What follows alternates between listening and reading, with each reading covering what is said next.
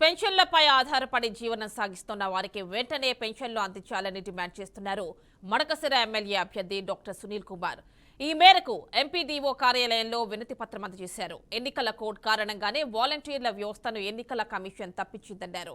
దీంతో టీడీపీ ఎలాంటి సంబంధం లేదని, తమ పార్టీపై బురద జల్లుతున్నారని మండిపడ్డారు.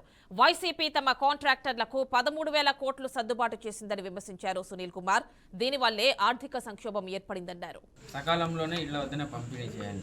పంపిణీ చేయకపోతే దీనికి ఎవరు బాధ్యత వహించాలి? ప్రభుత్వ ప్రధాన కార్యదర్శి అయినటువంటి జవహర్ రెడ్డి గారు, అలాగే society for elimination of poverty, rural poverty, ఈ సెర్ప్ కింద ఉన్నటువంటి మురళీధర్ రెడ్డి గారు, ఈ జగన్మోహన్ రెడ్డి గారి మీద ఎన్నికల కమిషన్ తగు చర్యలు తీసుకోవాలి. ఎందుకంటే వీళ్ళంతా దుష్ప్రచారాలు స్టార్ట్ చేస్తున్నారు.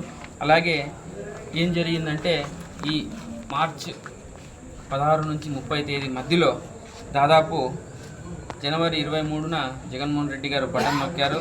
బటన్ నొక్కినటువంటి ఆసరా డబ్బు, ఫిబ్రవరి 16న బటన్ నొక్కినటువంటి చేయుతో డబ్బు, ఫిబ్రవరి 29న పామరులో బటన్ నొక్కినటువంటి విద్యా దీవెన డబ్బు, మార్చి 14వ తేదీన బటన్ నొక్కినటువంటి ఈబీసీ నేస్తం, ఆరోగ్యశ్రీకి ఇవ్వాల్సినటువంటి 13,000 కోట్లు 16 నుంచి 30వ తారీఖు మధ్యలో తన అనుకూలంగా ఉన్నటువంటి కాంట్రాక్టర్లకి జగన్మోహన్ రెడ్డి గారు దోచిపెట్టినారు.